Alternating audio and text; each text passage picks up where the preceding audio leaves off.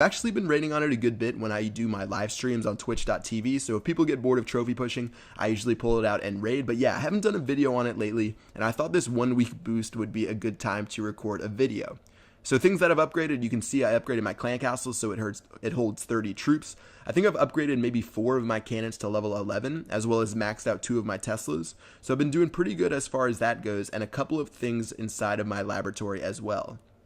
So again, this last week has been amazing. We got the 1 gem boost for entire week for gold mines and elixir pumps, and I can't tell you guys how much more fun it is when you can find bases this quickly or that quickly when all the resources are inside of the mines and pumps, because usually it takes a good amount of time before someone's mines and pumps become full enough for you to raid. And with this 1 week boost, you only had to wait like a couple hours, and their mines and pumps had a ton of resources inside of them, so it made it a lot of fun to find bases. And instead of waiting for like up to 5 to 7 minutes at times, I think the maximum amount of time I had to search was maybe 2 minutes during the entire period. So it was a great time to find bases. A lot of people had a lot of resources outside of their base, easy to take, and overall it was a lot of fun being able to raid nonstop and get a lot of stuff done inside of the base. So this is a pretty good one right here. I got 400,000 resources. I barely had to drop anything, and that's pretty much the exact type of raid I was seeing throughout the entire week. Alright, so next raid here, this guy has over 530,000 resources, and I'm actually thinking a good amount of it is inside of the mines and pumps.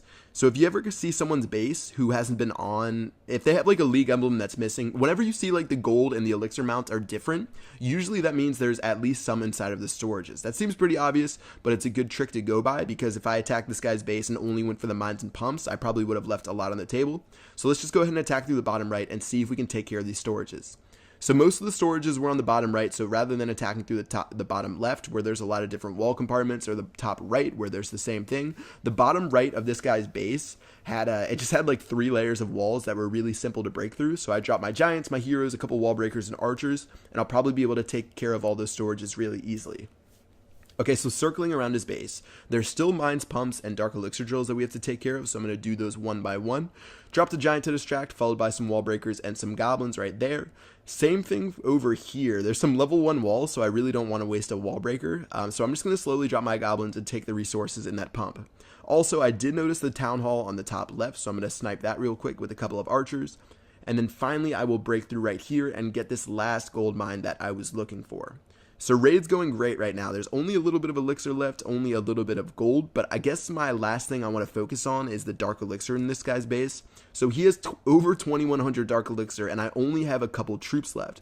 So I wish I had more giants. Those guys definitely would have been a better meat shield, but I'm actually going to get desperate and drop a rage spell. And you guys know how much I hate dropping rage spells when I'm farming, but for this guy's base, I think it was definitely worth it because there was so much dark elixir.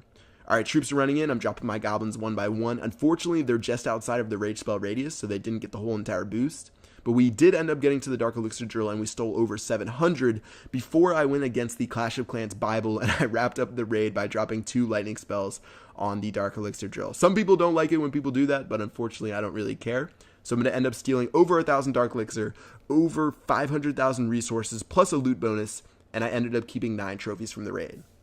So again, another great raid. This guy actually did boost his mines and pumps, which was great. And same with this guy right here. And we find a really premature Town Hall 10. So this guy, I don't know if you could find a better base to raid. He has a Town Hall 10, which means we're not going to be hit with any loot bonus. All of his mines and pumps are outside, which is really easy to get to. And yeah, this one is going to be super simple, as well as the walls are weak. The storages are right there. This is pretty much a dream raid to have. So dropping my giants, dropping my archers, dropping a couple goblins. I mean, I don't have to drop everything on this raid, so I'm going to try to be as conservative as possible. 1 wall breaker here, followed up with a couple goblins. The Barbarian King can only swipe at 1 goblin at once, so I'm not really worried about that. And then finally, I'm just going to run down to the bottom and wrap it up with a couple of these pumps.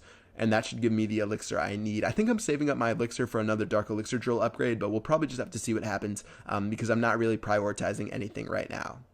Alright, pretty much as everything has been stolen. We are at 41%, so since we are that close, I'm just going to go ahead and drop a couple of archers to take care of the rest of these buildings.